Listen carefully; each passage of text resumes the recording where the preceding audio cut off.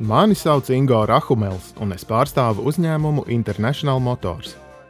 Mēs esam oficiālie izplatītāji diviem ievērojamiem Āzijas automobīļu zīmoliem – Subaru, kas ir plaši atzīts un uzticams Japāņu zīmols, un Great Wall Motors, viens no vadošajiem Ķīnas autoražotājiem.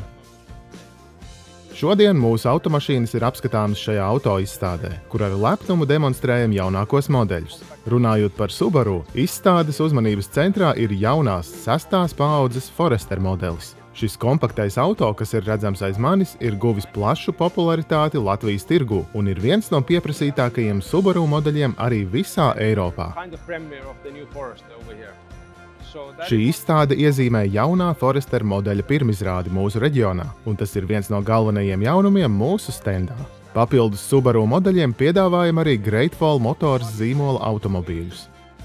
Starp tiem šodien pirmo reizi Latvijā tiek prezentēts plug-in hibrīds V03, kā arī apskatāmi V05 un Ora modeļi. Kā jūs iespējams jau zināt, Ora ir elektriskais automobīlis, kuru Latvijas tirgū ieviesām pirms gada. Šajā laikā Ora ir kļuvusi par vispieprasītāko elektroauto Latvijā. Nereti saņemam jautājumus par garantijas nosacījumiem un tehnisko atbalstu, tāpēc vēlos uzsvērt, Great Wall Motors automobīļiem Latvijā tiek nodrošināta 5 gadu garantija bez nobraukuma ierobežojuma, kā arī ir pieejams plašs rezerves daļu tīkls. Mūsu galvenā noliktava atrodas Zviedrijā, bet papildus tai izmantojam arī noliktavu Nīderlandē, kas nodrošina ātru un efektīvu loģistiku.